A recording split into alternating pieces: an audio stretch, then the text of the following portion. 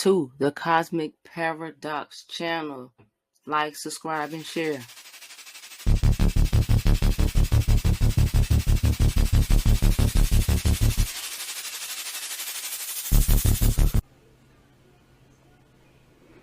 Peace, peace, peace. What's going on out there, everybody? What's going on, everybody? So, I'm present with you today.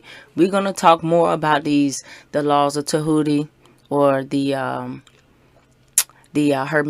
hermetic principles, or the hermetic laws. We are getting into more of that today.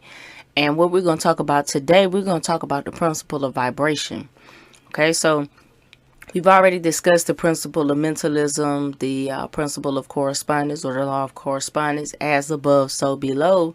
So let's move on and let's talk about vibration, because it's very important that we have the foundational understanding of these hermetic principles, because pretty much every spiritual system aligns with it. And if you can have an in-depth understanding of it, then it's pretty much a solid spiritual foundation for you, no matter what path you really choose to walk, because they all represent or correlate or express these principles within them.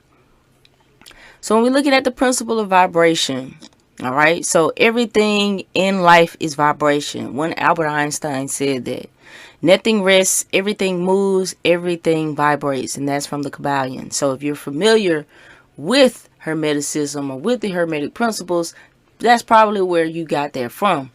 Now, I have provided you all with a reference from one Wayne Chandler. It's called Ancient Future. I highly advise you guys to check that out. It's one of my favorite books that I have ever read.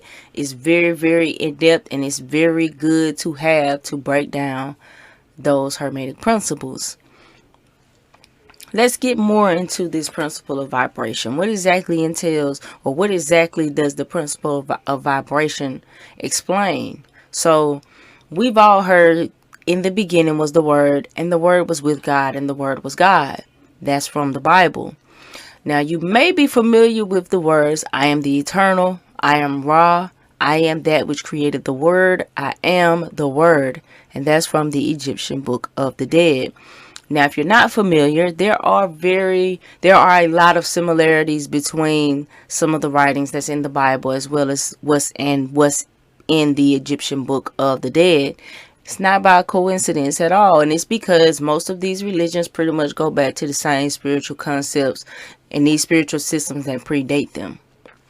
Now, in the Hermetic teachings, the Hermetic teachings teaches that there not only is everything in constant motion and vibration, in constant movement and vibration, but that the differences between the various manifestations of universal power are due entirely to the varying rate and modes of vibration. Not only this, but that even the all in itself manifests a constant vibration of such an infinite degree of intensity and rapid motion that it may be practically considered as at rest. The teachers directing the attention of the students to the fact that even on the physical plane, a rapidly moving object, like a wheel, a revolving wheel, seems to be at rest. The teachings are to the effect that spirit is at one end of the pole of vibration, and at the other pole being certain extremely gross forms of matter. Between these two poles are millions upon millions of different rates and modes of vibration. Modern science has proved that all that we call matter and energy are but modes of vibratory motion. And some of the more advanced scientists are rapidly moving towards the positions of the occultists. The occultists that held that the phenomenon of the mind are likewise modes of vibration or motion. Let us see what science has to say regarding the question of vibrations in matter and energy. You see, all of the greatest and most profound minds of ancient Greece studied in Kemet, or in ancient Egypt, learning these Hermetic teachings.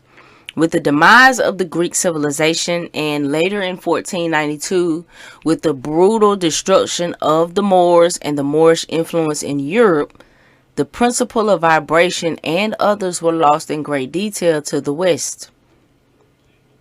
What appears to be stable matter in our universe is fashioned from indivisible particles of vibrating energy known as quanta. Think about Ant-Man and going into the quantum world, right? So it's known as quanta. That's why we have quantum physics. Matter has wave particles or frequencies. So each particle wave for that matter has a specific frequency. Okay? And that frequency corresponds to a specific frequency. Now, everything vibrates or is in constant motion, but as I stated, there's different rates of frequency or vibration. And the higher the vibration, the more advanced the life form. We actually explored that in discussing the different planes when we were talking about the law of correspondence. You see, modern science calls this the particle theory. So it explains that all matter is made of many small particles that are always moving. There are particles in solids, liquids, and gases. All of them vibrate in varying direction, speeds, and intensities. Particles only interact with matter by means of transferring energy. Okay, now we're going to dig deeper into this. Let's move along and let's put this more into perspective. When we're looking at waves, waves are the counterparts to particles.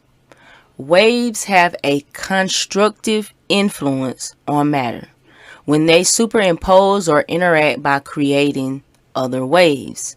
So they have a destructive influence when reflected waves cancel each other out. Right? What little baby say? Don't drip too hard. You gonna fuck around and drown off this wave. So when you ride a wave that ain't yours, you can drown. You gonna fuck around and drown off this wave because this isn't your frequency. We emit waves. We give off a frequency, and when you try to hop onto somebody else's wave or ride a wave that's not for you, it can get destructive. See, we speak metaphysically and spiritually. It's encoded in our DNA. But we don't consciously recognize that we are tapped into this ancient knowledge because we've been robbed of that in a conscious effort. But you can never really disregard what's in the DNA. So it comes back, even though we don't know or don't always recognize this as something ancient that is coming back. Right? You see, waves or particles operating in wave mode, they oscillate or they swing from one point to another. So they swing between 2 points in a rhythmic motion. It happens in a rhythm. Okay, so it's not just random, but it's in a rhythm. Now these oscillations create fields, which can in turn create more fields. So for instance, right, oscillating charged electrons form an electrical field, which generates a magnetic field, which in turn creates an electrical field. So because of superposition, meaning that fields can create effects in other objects and in turn be affected itself, we can add and subtract waves to and from each other. So energy healing often involves the conscious or inadvertent addition or subtraction of waves. All right, this explains harmonics, which is combining two or more frequencies to form. A harmonic is an important concept in healing, as each person operates at a unique harmonic or set of frequencies. You have a heartbeat, your baseline, you have a voice, vocal cords, all that is unique to you. A harmonic is defined as an integer multiple of fundamental frequency. Energy healing is a matter of suppressing the bad tones and lifting the good tones.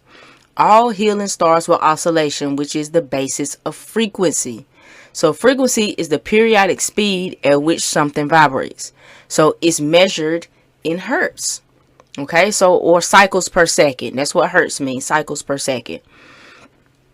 That's why it's important at what frequency music is recorded at. And when you use sound or music for healing, there are specific frequencies for specific organs and etc.